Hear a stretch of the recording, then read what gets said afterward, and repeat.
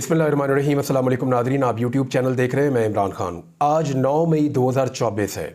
एक साल पहले 9 मई 2023 जो वाक़यात हुए वो पाकिस्तान की तारीख़ के ऊपर अपना ऐसा नक्श छोड़ कर गए हैं कि ऐसा लगता है कि पाकिस्तान कई साल तक इन वाक़यात के अंदर फंसा रहेगा।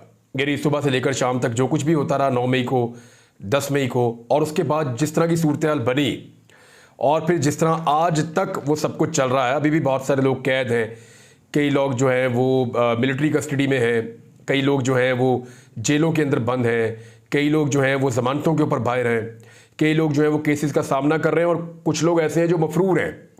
और इमरान खान साहब जिनको पिछले साल 9 मई को गिरफ़्तार किया गया था वो फिर बाद में आज़ाद हो गए थे, लेकिन फिर दोबारा गिरफ़्तार हो गए और तब से लेकर अब तक वो जेल के अंदर मौजूद हैं। तो पिछला 9 मई भी उनका गिरफ़्तारी के दौरान था, यानी हिरासत में था। इस 9 मई को भी इमरान खान साहब गिरफ़्तार है। आज का दिन बहुत बड़ा है। एक तो इस हवाले से कि पाकिस्तान तहरीक-ए-इंसाफ ने अनाउंस किया हुआ है कि वो एहतजाज करेगी पूरे पाकिस्तान के अंदर, और जहाँ पे सूबाई हुकूमतें पाकिस्तान तहरीक-ए-इंसाफ की नहीं है वहाँ ताकत के साथ उनको रोका जाएगा। दूसरा, टीवी चैनल्स के ऊपर आज जो है वो मैराथन ट्रांसमिशंस भी होंगी और बहुत सारी चीज़ें हैं। PMLN जो है वो कोशिश करेगी कि किसी तरह पाकिस्तान की सबसे बड़ी सियासी जमात को पाकिस्तान की फ़ौज के सामने लाकर खड़ा किया जाए, और इसी तरह का उन्होंने पूरा एक बयानिया बनाया है। मैंने आपको अपने पिछले वीलॉग में बताया भी था। अब एक चीज़ बड़ी क्लियर हुई है, आज का दिन बड़ा कुछ और हवालों से भी है। एक तो ये है कि ये 9 मई के हवाले से, दूसरा वकला ने पूरे पाकिस्तान में एहतजाज की और हड़ताल की कॉल दी है। इस हवाले से लाहौर हाई कोर्ट में जो जजेस अपॉइंट किए गए थे ट्रिब्यूनल के लिए, ये जो इलेक्शन ट्रिब्यूनल बने हैं ना, इसमें हाई कोर्ट के जजेस होते हैं जो फैसला करते हैं ये इलेक्शन ठीक हुआ है, इसका रिजल्ट ठीक आया या गलत आया। तो वो ये कर सकते हैं, उनके पास ये इख्तियार होता है ट्रिब्यूनल के पास कि वो गलत जीती हुई सीट को सही जीते हुए आदमी को दे दें। पाकिस्तान तहरीक-ए-इंसाफ की जो आखिरी उम्मीद है वो इन जजेस से है, अल्लाह रब्बुल इज़्ज़त से होती है, लेकिन इन जजेस से है कि ये जजेस इंसाफ देंगे और फॉर्म 45 के मुताबिक फैसला देते हुए पाकिस्तान तहरीक-ए-इंसाफ को उनकी जीती हुई सीटें वापस करेंगे। उनका क्लेम है कि उनकी 180 सीटें, जबकि उनको जो मिली हैं वो 90 से ज़ायद है। अच्छा, अब मामला यह है कि आधी सीटें उनकी खाई गई हैं, तो वहां पे भी एक प्रेशर सिचुएशन मौजूद है। और वकला के एक एहतजाज के ऊपर जिस नौयत का लाठी चार्ज हुआ, आंसू गैस की शेलिंग हुई, गिरफ्तारियां हुई, वाटर कैनन का इस्तेमाल किया गया, जो टॉर्चर हुआ, उसके बाद वकला के अंदर बड़ा गमो गुस्सा है और उन्होंने एहतजाज की कॉल दी है। तो देखते हैं कि हुकूमत इससे कैसे निपटती है। दूसरा जो बहुत बड़ा मसला आज के दिन, ये पाकिस्तान की तारीख में पहली बार होने जा रहा है और ये अब तक की बहुत बड़ी खबर है। जजेस के खिलाफ सोशल मीडिया के ऊपर जो तौहीन आमेज़ एक कंपेन चलाई गई थी, जिसमें 2 मुअज़्ज़िज़ जज साहिबान हैं, एक बाबर सत्तार साहब और दूसरे मोहसिन अख्तर कियानी साहब। इन 2 जजेस के खिलाफ कंपेन चलाएगी और उनके जो पर्सनल डॉक्यूमेंट हैं जो इदारों के पास सिर्फ मौजूद होते हैं, मेरे आपके पास किसी आम आदमी के पास नहीं होते। ये जो डॉक्यूमेंट हैं ये इदारों के पास मौजूद होते हैं और ये अमानत होते हैं इदारों में, इनको पब्लिक नहीं किया जा सकता। तो ये डॉक्यूमेंट कैसे कुछ लोगों के हाथ लगे और उन्होंने उसको सोशल मीडिया के ऊपर डाल के इनकी फैमिली की और इनकी पर्सनल लाइफ को सबके सामने रखा, बल्कि उनके ऊपर कीचड़ भी उछाला। तो ये जो हरकतें की गई हैं 2 जज साहिबान के खिलाफ, इसके ऊपर दोनों जज साहिबान ने अपने चीफ जस्टिस को खतूत लिखे। अब हालात क्योंकि बड़े हसास हैं इस वक्त, तो फौरी तौर पे उस पर एक्शन हुआ और 2 लार्जर बेंच बन गए हैं। इस्लामाबाद हाई कोर्ट में 2 लार्जर बेंच बन गए हैं। एक बेंच जो बना है, जो जस्टिस मोहसिन अख्तर कियानी साहब वाला केस सुनेगा, लार्जर बेंच, उसमें जस्टिस आमिर फारूक साहब जो चीफ जस्टिस हैं इस्लामाबाद हाई कोर्ट के, जस्टिस मियां गुल हसन औरंगजेब साहब, जस्टिस अरबाब मोहम्मद ताहिर साहब इस बेंच का हिस्सा हैं। जो जस्टिस बाबर सत्तार साहब का केस सुनेगा वो बेंच जो है जस्टिस मोहसिन अख्तर कियानी, जस्टिस तारिक महमूद जहांगीरी और जस्टिस इजाज इसहाक खान का बेंच है। अब मामला ये है कि सवाल ये नहीं उठाया जाएगा कि इसने क्या बदतमीजी की, सवाल ये उठाया जाएगा कि इन जजेस का जो हसास डेटा है, जो पर्सनल डेटा है, जिस तक किसी आम शहरी की एक्सेस नहीं हो सकती, इदारों ने या इदारों के अंदर से वो डेटा कैसे निकला और आम लोगों तक पहुंचा, जिन्होंने सोशल मीडिया पे इन जजेस को मजाक उड़ाने के लिए उस डेटा का इस्तेमाल किया। ये काम बड़े लंबे अरसे से किया जा रहा है, कभी तो इसको जाकर ब्रेक लगनी थी। तो यहां पे ये चीज सामने आई है। साइफर वाले केस में भी एक ऐसी चीज सामने आ गई और वो मैं आपको बताऊंगा कि एक्चुअली साइफर वाले केस में क्या होने जा रहा है। आज का दिन बहुत अहम है, बहुत अहम है, स्पेशली इस्लामाबाद हाई कोर्ट में तो बहुत ही ज्यादा अहम है। अब एक तो ये केस है और ये अपनी नौयत का एक तारीखी केस है, और इस केस में जब फैसला आएगा तो बहुत सारे इदारों को बहुत सारी चीजों का जवाब देना पड़ेगा। एक तो ये हो गया। दूसरा एक केस जो है वो साइफर वाला, उसके अंदर भी एक डेवलपमेंट हुई है, वो मैं आपको बताता हूं बाद में। लेकिन पहले आपको यह बता दूं कि जो माफी वाला मामला 9 मई को लेकर पाकिस्तान तहरीक इंसाफ से तकाजा किया जा रहा था, ये तकाजा पीएमएलएन के सहाफ़ी भी कर रहे थे, एस्टेब्लिशमेंट के जो करीब रहते हैं सहाफ़ी जो उनको रिपोर्ट करते हैं वो भी कर रहे थे, कुछ एंकर साहिबान भी कह रहे थे और कुछ सियासतदान भी कह रहे थे कि तहरीक इंसाफ को माफ़ी मांगनी चाहिए, इमरान खान साहब को माफ़ी मांगनी चाहिए। तो डीजी आईएसपीआर ने भी फाइनली इसके ऊपर ये बात की। तो जब उन्होंने ये बात की तो फिर पाकिस्तान तहरीक इंसाफ का जवाब आया। मैंने आपको बताया इमरान खान का जवाब। अब हुआ ये है कि ओवरऑल एनालिसिस अगर आप करें तो पाकिस्तान तहरीक इंसाफ तकरीबन सारी की सारी, यानी कुछ शादो नादर ही होगा जो ये कह रहा होगा कि ठीक है मामला फहमी से मामला हल कर लेते हैं, वरना अक्सरियत जो है पाकिस्तान तहरीक इंसाफ की, उनके कारकुनों की और उनकी लीडरशिप की, उन्होंने माफ़ी वाली ऑप्शन को रद्द कर दिया है कि माफ़ी तो नहीं मांगेंगे। अब इसमें जो चीज़ें मेरे सामने मौजूद हैं वो मैं आपके सामने रख देता हूं। सबसे पहले आप डॉक्टर यास्मीन राशिद साहिबा जेल में मौजूद हैं। इनका कहना है कि आधा दिन मेरा गुजर जाता है छिपकलियों से और चूहों से लड़ते हुए, और बाकी आधा दिन वो ये कह रही हैं कि मैं किताबें पढ़ के गुजार देती हूं, तो जो कुछ भी मेरे साथ करना है, जितना जुल्म करना है करते रहो, मैं जेल में खुश हूं, मैं ये टाइम गुजार लूंगी। ये कैंसर सर्वाइवर हैं और कैंसर की पेशेंट, और इतना जुल्म और इस उम्र के अंदर, लेकिन वो ये इसको सह रही हैं, यास्मीन राशिद साहिबा।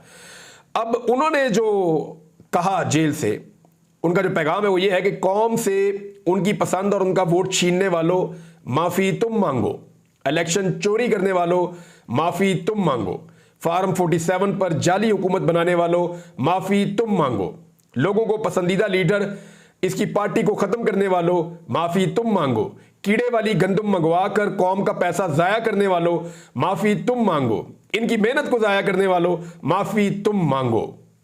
अब जो है वो यास्मीन राशिद साहब ने कहा कि चीफ जस्टिस साहब कौन पूछेगा इन्हें, और ये उनका जो है एक स्टेटमेंट है और उन्होंने भिजवाया। ये कल का स्टेटमेंट है, मैंने अभी आपको बता दिया। इसके अलावा जो है वो असद कैसर साहब का स्टेटमेंट, कारकुन जो कह रहे हैं वो सोशल मीडिया पे आ रहा है, वो तो मान ही नहीं रहे माफी में।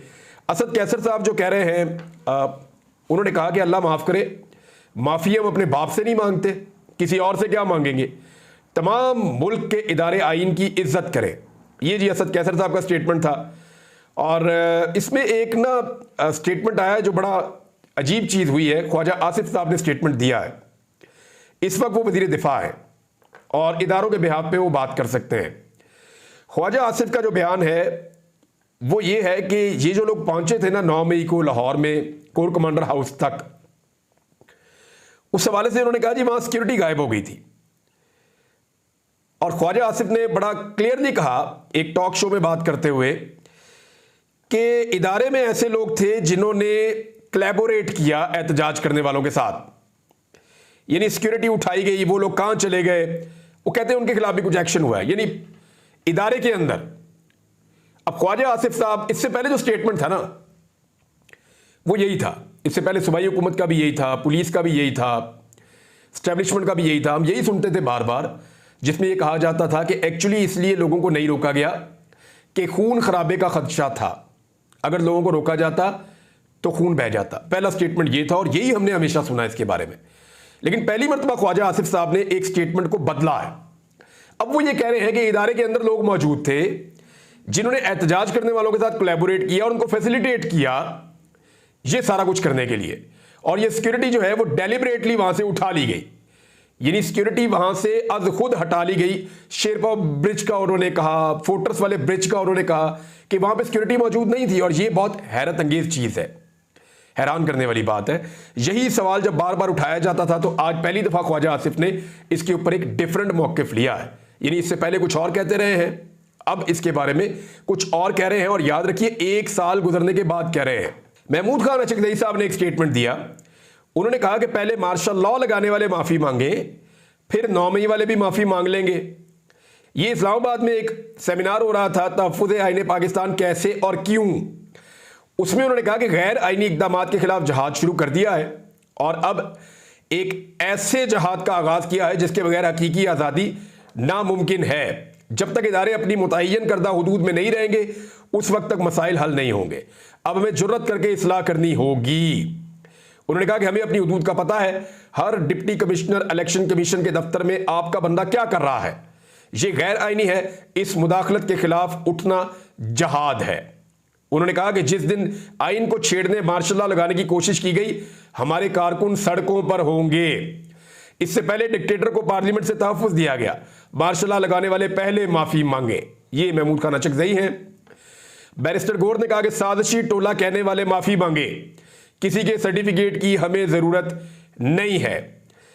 और उन्होंने कहा कि कल की प्रेस कॉन्फ्रेंस में फॉर्म 47 की तरह हकायक दिए गए, हम साजिशी टोला नहीं है, इसकी मजम्मत करते हैं। पाकिस्तान तहरीक इंसाफ 180 सीटें जीत चुकी है और ऐवान में हमारे पास 2/3 अक्सरियत है, लिहाजा 7% की बात को दुरुस्त कर लें। और बल्कि साजिशों को बेनकाब करने के लिए हम तहरीक चला रहे हैं, हमें साजिशी टोला ना कहा जाए, हम आइन की बालादस्ती के लिए निकले हैं, हम मुल्क के वफादार हैं, किसी के सर्टिफिकेट की हमें जरूरत नहीं है। खान को किसने अगवा किया? खान साहब बार बार कह चुके हैं मुल्क भी हमारा है और फौज भी हमारी है। गुज़िश्ता रोज हम पे जो इल्जामात लगाए गए उनको यकसर मुस्तरद करता हूं। जिसने साजिशी टोला कहा वो माफी मांगे। उमर अयूब साहब ने कहा कि आर्मी पब्लिक स्कूल और एबटाबाद कमीशन की रिपोर्टें भी पब्लिक होनी चाहिए। DGISPR आपको मुज़ाकरात का इख्तियार किसने दिया? ये उमर अयूब साहब कह रहे हैं अब वक्त आ गया है कि army public school commission, Abbottabad commission report और अरशद शरीफ की शहादत की रिपोर्ट पब्लिक की जाए। उन्होंने कहा कि 1.5 हफ्ता पहले बानी PTI से मुलाकात हुई जिसमें उन्होंने वादे किया कि आइन और कानून पर किसी सौदेबाजी के लिए तैयार नहीं हूं। मैं अपोजिशन लीडर और पाकिस्तान तहरीक इंसाफ के सेक्रेटरी जनरल की हैसियत से गुज़िश्ता रोज होने वाली प्रेस कॉन्फ्रेंस को मुस्तरद करता हूं। DGISPR आप रियासत नहीं है, आप मुहाफिज हैं, मालिक नहीं है, मालिक पाकिस्तान के अवाम है जिन्होंने अपने नुमाइंदे मुंतखब करके पार्लियामेंट भेजे और फिर मुदाखलत करके फॉर्म 47 के जरिए हमारे MNAs की तादाद कम की गई। लतीफ़ खोसा साहब जी बहुत गर्म बोले, मैं ये एक्सपेक्ट नहीं कर रहा था, लेकिन उन्होंने कहा कि रियासत सिर्फ अवाम है और बाकी सब मुलाजिम है। आप मुलाजिम हो, आप इदारा भी नहीं हो। आइन की पासदारी चीफ जस्टिस और आर्मी चीफ सब पर लाजिम है। उन्होंने कहा कि कल एक मज़ायका खेज प्रेस कॉन्फ्रेंस हुई, बानी PTI कहता है मैं इन जंजीरों को तोड़ूंगा, क्या मुलाजमों से मफामत की जाती है? लतीफ़ खोसा ने कहा कि माफ़ी की बात की जाती है, माफ़ी तुम मांगो, हम क्यों मांगे माफ़ी, तुमने जिना हाउस पर भी कब्जा किया हुआ है। और इसके बाद असद कैसर साहब ने भी स्टेटमेंट दिया, इन्होंने मार्शल लॉज का भी जिक्र किया। फिर मौलाना मोहम्मद खान शहरानी साहब ने भी 9 मई वाक़ियात की तहकीकात के लिए जुडिशल कमीशन का मुतालबा किया। जमात इस्लामी ने भी स्टेटमेंट दिया। जमात इस्लामी और फजल रहमान साहब का जो स्टेटमेंट है वो भी मैं आपको बताता हूं कि सेनेटर मुश्ताक साहब ने कहा, एक अखबार में खबर छपी है, धमकियां देने वालों से बात नहीं होगी, तर्जुमान पाक फौज। तो इस पर सेनेटर मुश्ताक अहमद खान कह रहे हैं कि फिर ये हुकूमत भारत से मुज़ाकरात की भीख क्यों मांग रही है, भारत से तिजारत की बातें क्यों हो रही हैं, क्योंकि भारत भी तो धमकियां देता है, तो उससे बातचीत क्यों कर रहे हैं। तो सेनेटर मुश्ताक ने एक नुकता और उठाया है। फजल रहमान साहब ने कहा कि फौज का सियासत में आना हराम है, इसके बावजूद सियासत पर कब्जा वो करती है। फिर फजल रहमान साहब ने कहा कि अगर फौज सियासत में आएगी तो सियासत भी फौज में जाएगी।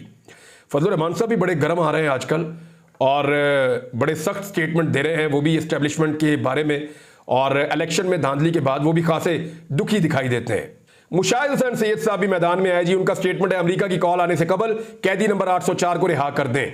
नादरीन, साइफर वाले केस के अंदर एक दिलचस्प मोड़ उस वक्त आया जब अदालत के अंदर ऑडियोज का रिकॉर्ड पेश किया गया। तो जजेस ने यह पूछना शुरू कर दिया कि ये ऑडियोज आई कहां से, ये रिकॉर्ड किसने की। उन्होंने कहा सोशल मीडिया से उठाई है।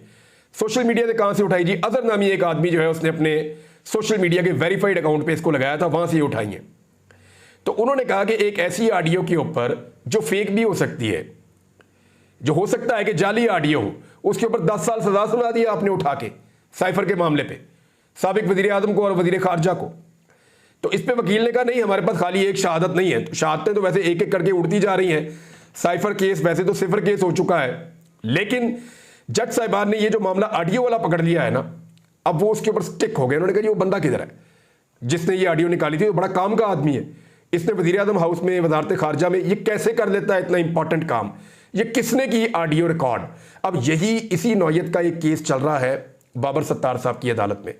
तो जब ये चीज़ें इकट्ठी होंगी ना, तो बजाय इसके कि साइफर केस के अंदर से इमरान खान को सज़ा मिले, मुझे ऐसा दिखाई देता है कि इमरान खान को सज़ा दिलवाने की जो लोग कोशिश कर रहे हैं वो खुद आकर कटहरे में खड़े हो जाएंगे। अब तक के लिए इतने ही। अपना ख्याल रखिएगा, अपने चैनल का भी। अल्लाह हाफ़िज़।